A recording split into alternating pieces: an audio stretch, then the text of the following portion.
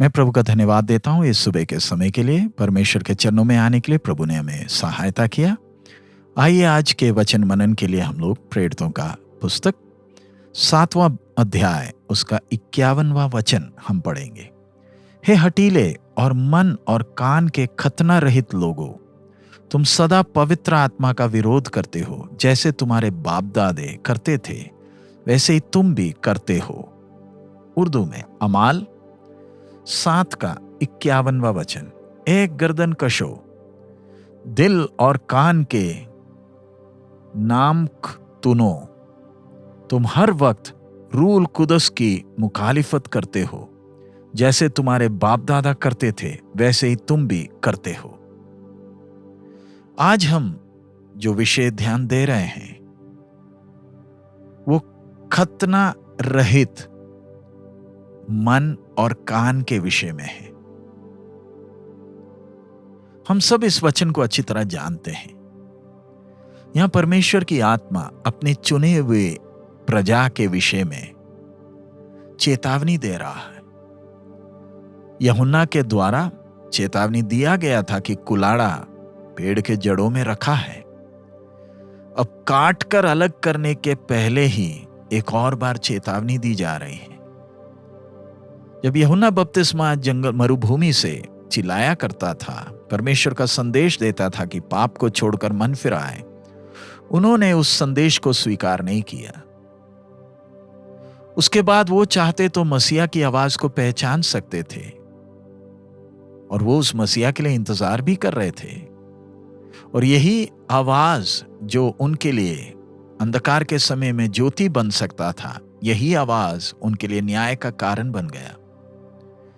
इस चुने हुए वंश की दर्दनाक हालत को जरा देखें, जिनके कान खतना रहित हैं, जिनके मन खतना रहित हैं। हम सबको खतना के विषय मालूम है, परमेश्वर की आज्ञा थी और ये वो चिन्ह था जो चुने हुए लोगों को अपने शरीर में लेना है, जो उन्हें याद दिलाता था कि वो चुने हुए लोग हैं। लेकिन ये खतना का जो चिन्ह परमेश्वर ने अब्राहम को दिया था, इस्राएल की प्रजा को व्यवस्था देने के बहुत पहले दिया हुआ चिन्ह है। और इस चिन्ह का मतलब था कि परमेश्वर ने उन्हें एक विशेष उद्देश्य से चुना है, एक बड़े काम के लिए उनको चुना है। अब्राहम जो विश्वासियों का बाप कहलाया, उसे इस बात की गंभीरता मालूम थी और अपने अंत के दिनों तक विश्वास योग्य बना रहा। लेकिन उसकी पीढ़ियों ने उस उद्देश्य को इतना गंभीरता से नहीं लिया, तुच्छ समझा और इसे एक रिवाज बना दिया। और बाद में इसी रिवाज के विषय में वो घमंड भी करते थे। जब परमेश्वर ने इस प्रजा को अपने लिए अलग किया, परमेश्वर चाहता था कि वो अपने बुलाहट के विषय गंभीर रहे और उसकी आज्ञाओं को माने, ताकि परमेश्वर की इच्छा पूरी हो सके। लेकिन दुख की बात कि ये बाहर का चिन्ह उनके अंदर के व्यक्तित्व में कोई असर नहीं किया। बेशक परमेश्वर ने उन्हें व्यवस्था दी थी, वे अन्य जातियों के आवाजों को सुने और अन्य देवी देवताओं की रिवाजों को ज्यादा महत्व दिए, और इसके कारण परमेश्वर ने चुने हुए प्रजा को त्याग दिया। आज के मसीह जगत को जब हम देखें, आज की परिस्थिति देखकर परमेश्वर किस स्वर से हमसे बात करेगा? हम अपने आप को तो विश्वासी कहते हैं, हमारे पास परमेश्वर का वचन भी है और हमने प्रभु का वचन सुना भी है, लेकिन फिर भी हम परमेश्वर के वचन को उतना महत्व नहीं देते हैं और हम रीति रिवाजों से तृप्त हैं। हम कहते तो हैं कि हम विश्वासी हैं, हम स्वर्ग जाने के लिए चुने गए हैं, लेकिन फिर भी कितने ढीठ होकर परमेश्वर के वचन को त्यागते हैं और फिर कहते हैं ये बहुत शक्त है, और फिर लोगों की बातों को मानने के लिए तैयार हैं, जो अपने आप को नबी कहते हैं, जो अपने आप को परमेश्वर के दास कहते हैं। आज हम लोगों के रिवाजों से तृप्त हैं। हमने कई आत्मिक रिवाज बना दिए, जैसे गीत गाते हैं, प्रशंसा करते हैं, आराधना करते हैं, उपवास लेते हैं, चंदा देते हैं, 10वां हिस्सा देते हैं। लेकिन याद रखें, अगर परमेश्वर इस्राएल के विषय में इतना गंभीर था तो जो परमेश्वर की आवाज सुनते हैं, जो उसकी कलीसिया है, जो उसकी दुल्हन है, उनके विषय में कितना गंभीर और होगा। परमेश्वर चाहता है कि उसके चुने हुए लोग उसके वचनों पर भरोसा करें। अगर हम परमेश्वर पर भरोसा करें, उसे प्यार करें, तो उसकी बातों को, वचनों को मानना मुश्किल काम नहीं है। प्रभु यीशु को जरा देखें, जिन्होंने हमारे सामने नमूना दिया, अपने पिता के हर बात को सवाल पूछे बिना माना है।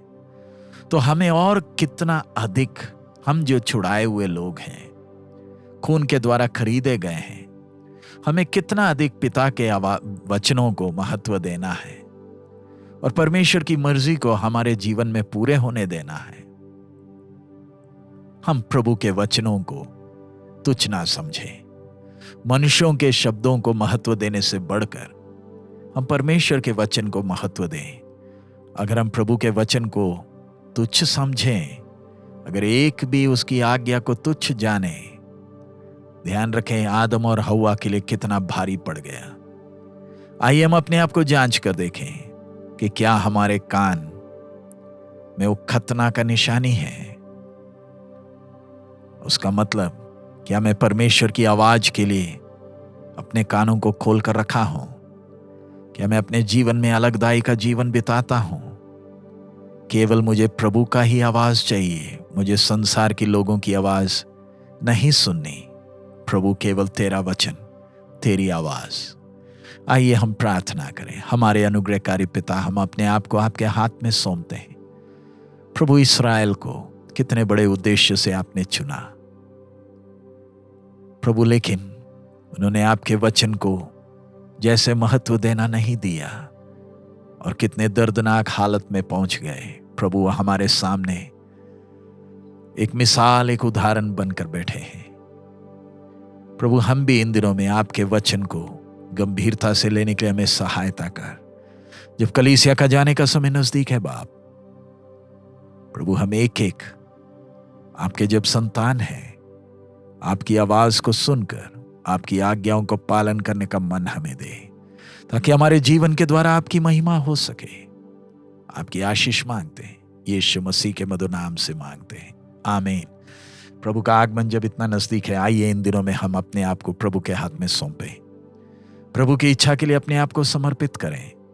प्रभु के वचन को महत्व दें, उसके वचन से दाएं बाएं ना हटें। हमारा प्रभु अति शीघ्र आ रहा है। प्रभु की आशीष हम एक एक के जीवन में बनी रहे। मारानाथा।